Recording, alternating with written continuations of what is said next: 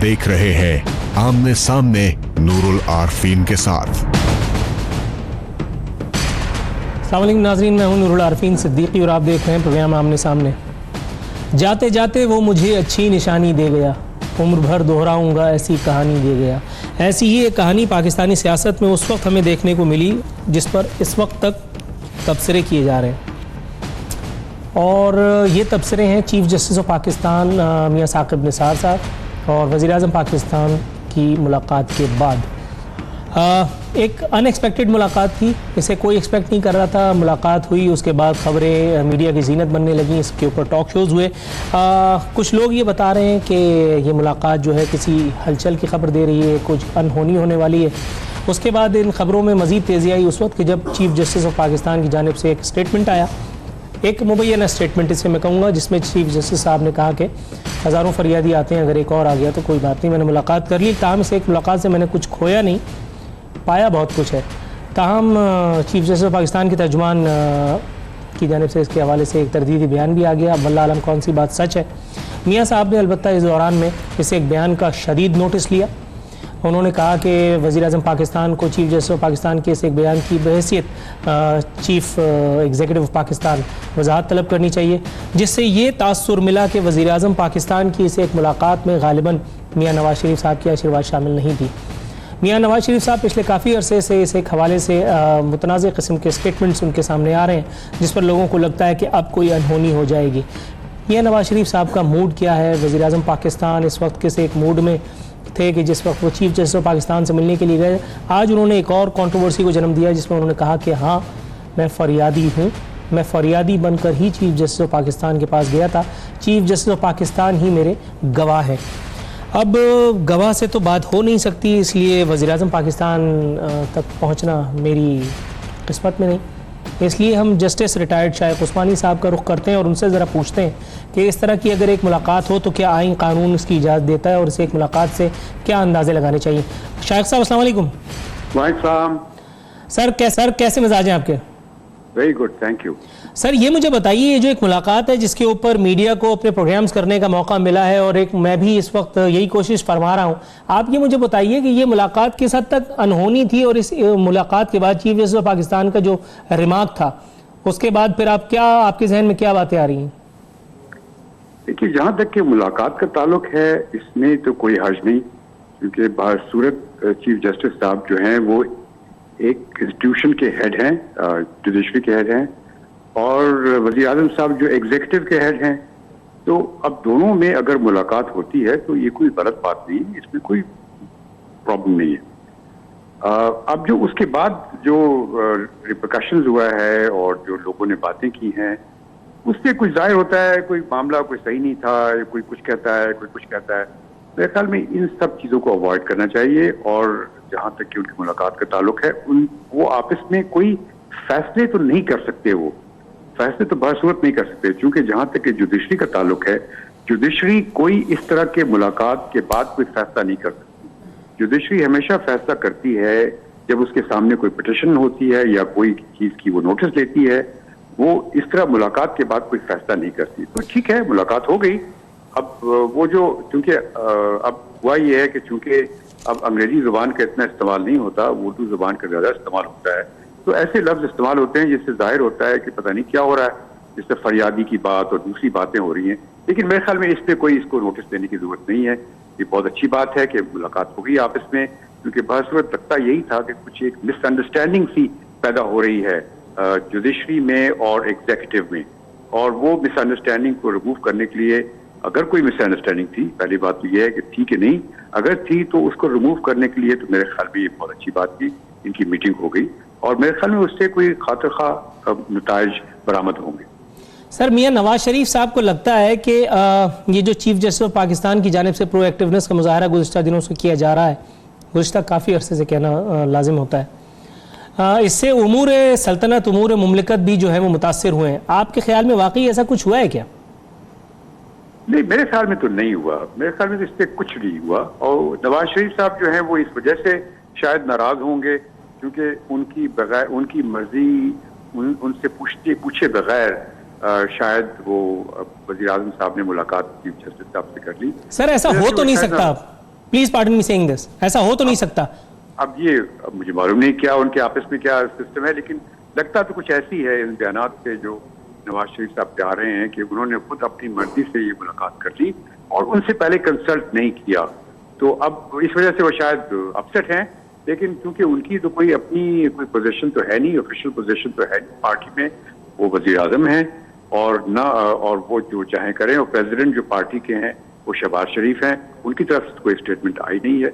मेरे ख्याल में इसको बिला वजह मीडिया ज्यादा ही उसको बढ़ा चढ़ा के पेश कर रहा है, इसमें कोई प्रॉब्लम की बात नहीं है। हुकूमत और अपोजिशन का कोई रहनुमा हमारे हाथ लगा जी? नफीसा शाह साहिबा हमारे साथ हैं, मियां अब्दुल मन्नान हमारे साथ हैं, या मैं शाइख उस्मानी साहब से बातें करूं? अच्छा शाइख साहब, ये मुझे बताइएगा सर कि खुर्शीद शाह साहब को ये मुलाकात कतई बेवक्त की राग नहीं लगी। उन्होंने कहा कि इसे एक मुलाकात की कोई ज़रूरत नहीं थी और अगर एक ये मुलाकात करनी थी तो इसे सीगा राज में रखा जाना चाहिए था। आपके ख्याल में वाकई इस चीज़ की ज़रूरत थी? सीगा राज में रखा जाता तो फिर एक नया मामला खुलता। नहीं, बिल्कुल सही है कि सीगा राज में तो रखना चाहिए नहीं था, क्योंकि अगर दो इंस्टीट्यूशंस के हेड्स के दरमियान में मुलाकात होती है तो छुप छुपा के नहीं होनी चाहिए, वो बिल्कुल सामने सामने और सबको बता के मुलाकात होनी चाहिए, ताकि ये लोगों के दिल में ये वसवसे या शुबात न पैदा हो कि आपस में कोई डील हो रही है।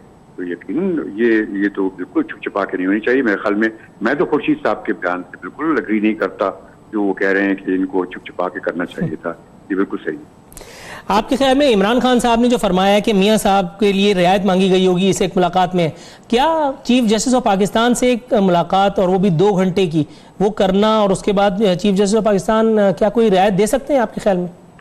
कोई नहीं दे सकते, क्योंकि देखिए बात ये होती है कि जो कोर्ट का जो तरीका होता है, कोर्ट के जो फैसले होते हैं वो सुनवाई के बाद होते हैं, पार्टी सामने आती हैं, उसके बाद सुनवाई होती है और उसके बाद फैसले होते हैं। अब जो नवाज शरीफ साहब का मामला है, उनके केसेस नैब के सामने चल रहे हैं, नैब कोर्ट के सामने चल रहे हैं, अकाउंटेबिलिटी कोर्ट के सामने चल रहे हैं। तो वो जो वहां चल रहे हैं, जब कोर्ट जो फैसला करेगी वो अपनी जगह करेगी, चीफ जस्टिस साहब से उसका कोई ताल्लुक ही नहीं, ना चीफ जस्टिस साहब उस पर कोई इन्फ्लुएंस कर सकते हैं या कुछ कह सकते हैं। ये सोचना कि चीफ जस्टिस साहब उसको इन्फ्लुएंस कर सकते हैं इस मीटिंग के बाद, ये बिल्कुल गलत है और इस कोई इन्फ्लुएंस नहीं हो सकता।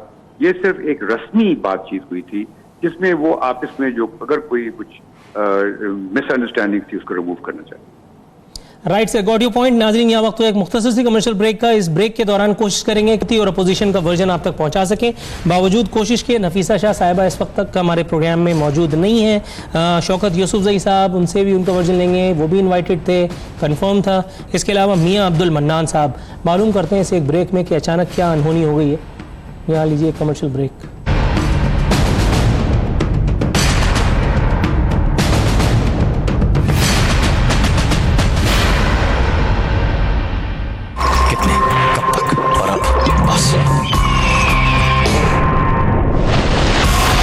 से मत डरो, क्योंकि डर के आगे जीत है। खुशबू भरा एहसास।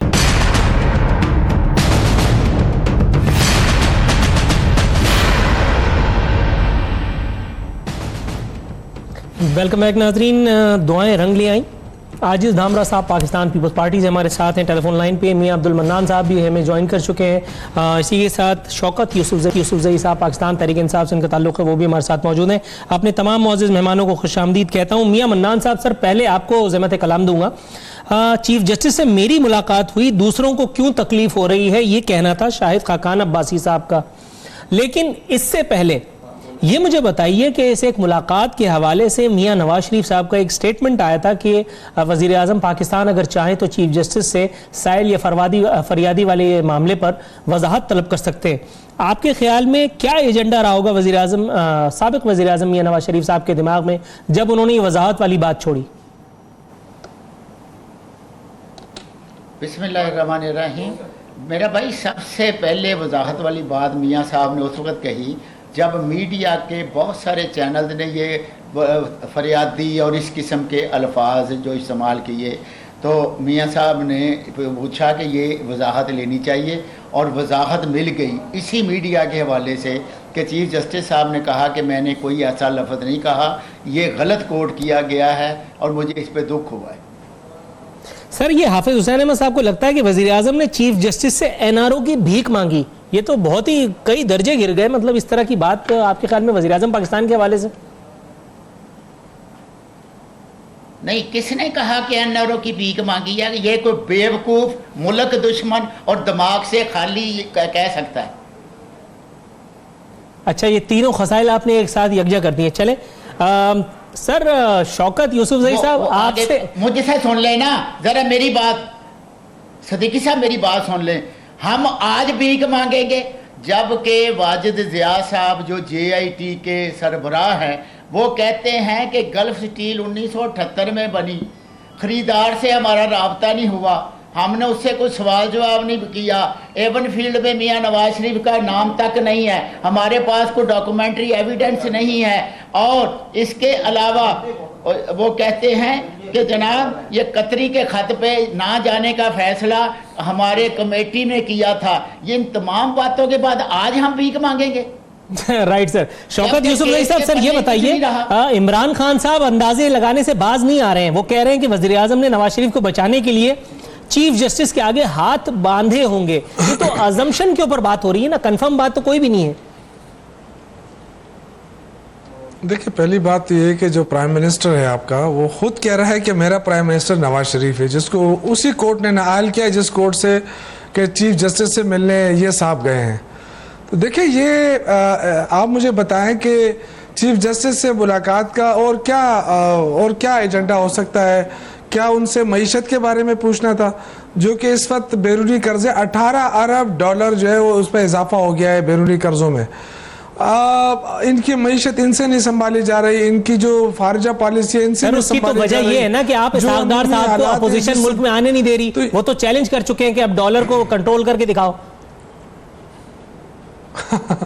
देखिए, इसाक डार साहब को किसी ने रोका नहीं है। इसाक डार साहब चोरी करके बाहर बैठे हैं, उनके खिलाफ रेफरेंसेस चल रहे हैं, वो डर रहे हैं। और इतना बुज़दिल आदमी मैंने आज तक नहीं देखा हो कि एक तरफ उसने चोरी भी की है और फिर इतना खौफज़दा है कि वो अपने मुल्क नहीं आ सकता है।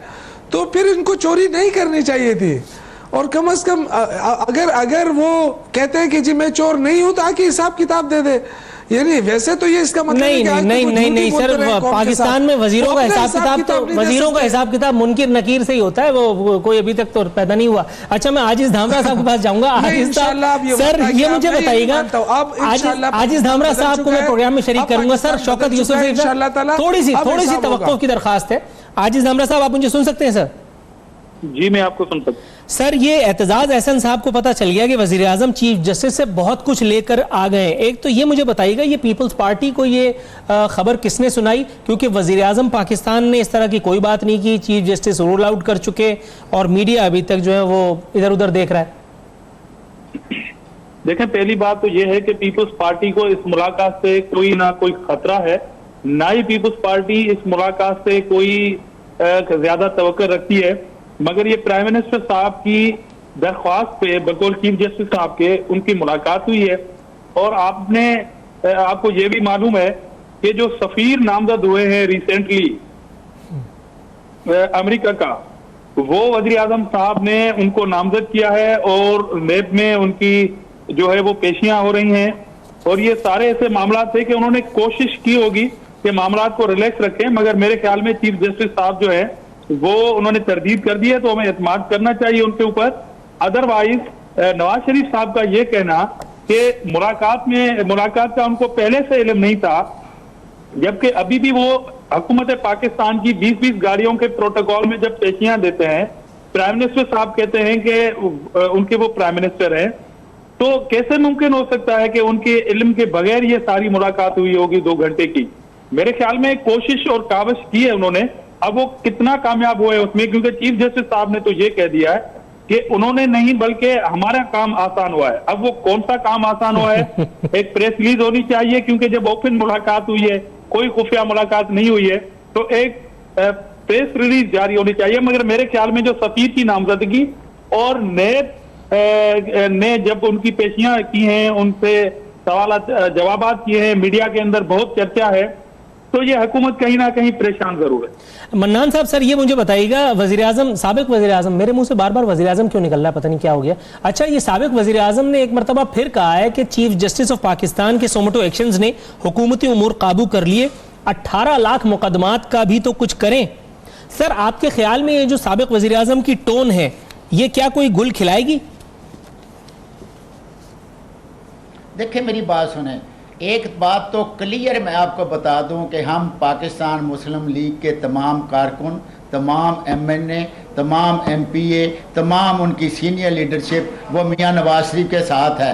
हम कोई ऐसे बंदे नहीं हैं कि सुबह काफ लीग में हों, शाम को पीटीआई में चले गए, सुबह पीपल पार्टी में हों। ना हम फिरदौस आशिक अवान हैं, ना हम गोंदल हैं, और ना हम कोई और हैं। हम एक कमिटेड पॉलिटिकल। लेकिन सर आपकी सफों में एक मारवी मेमन भी तो मौजूद है, आपकी सफों में एक अमीर मुकाम भी तो मौजूद है, उनका भी तो नाम लीजिए। मेरी बात सुने, मारवी मेमन भी मौजूद है, अमीर मुकाम, लेकिन हमारे पास टोटल 3% हैं। ये जो नई पार्टी बनी है ना, ये नया पाक है, उसके पास सिर्फ 97% लोटे हैं। तो आपको क्यों तकलीफ हो रही है मियां साहब? नहीं तकलीफ नहीं, खुशी हो रही है कि लोटों की मंडी लगा ले। आप तो अपना हिसाब दे देना। यूसुफ भाई एक रेडी लगा ले, अच्छे पैसे मिल जाएंगे। साहब देखिए, आप तो मईशत को समझते हैं ना, कम से कम अपने लीडर का हिसाब तो दे दे। मेरी बात सुने शौकत यूसुफ सही साहब, अब हमारी टोन बदल जाएगी। कल मैं नैब कोर्ट के अंदर मौजूद था, मेरी मौजूदगी में वाजिद ज़िया साहब ने कहा कि मेरे पास कोई डॉक्यूमेंट, कोई एविडेंस मियां नवाज शरीफ के खिलाफ नहीं है, और ये जो गल्फ स्टील है ये 1978 में उनके ख़ानदान ने खरीदी और वो बेची। और उसके बाद जब पूछा गया कि आपने कतरी के खत का बड़ा ड्रामा किया, कुछ लीडरों ने बड़ा ड्रामा किया, कुछ ने उसका तमस्कर उड़ाया, तो उसने कहा जी कि हमारी टीम का फैसला था नहीं जाना। तो उसने कहा जी आप वीडियो लिंक कर लेते, कहने लगा जी वो भी हमने नहीं किया। जबकि इसी इंतसाब अदालत ने जो बरतानिया के 2 गवाह थे उनका वीडियो लिंक किया है। देखिए मेरी बात सुन लें, बात यह है अब कौम भी नंगी हो गई है कि जो कुछ हो रहा है ये मेरे शहर में जो प्याज क्या कह रहे हैं, मतलब क्या हो रहा है? आप मुझे फोर्स कर रहे हैं ब्रेक के लिए। ब्रेक ले लेता हूं, जब तक आप पानी पीजिए और सोचिए क्या बात हुई है। नाजरीन, बहरहाल लड़का आ गया है, उससे मेरा कोई ताल्लुक नहीं है। इसी के साथ यहाँ वक्त हुआ प्रोग्राम में एक मुख्तसर सी कमर्शियल ब्रेक का। ब्रेक से वापस आएंगे तो आजिज धामरा साहब, मियां अब्दुल मन्नान और शौकत यूसुफ ज़ई साहब हमारे साथ मौजूद होंगे।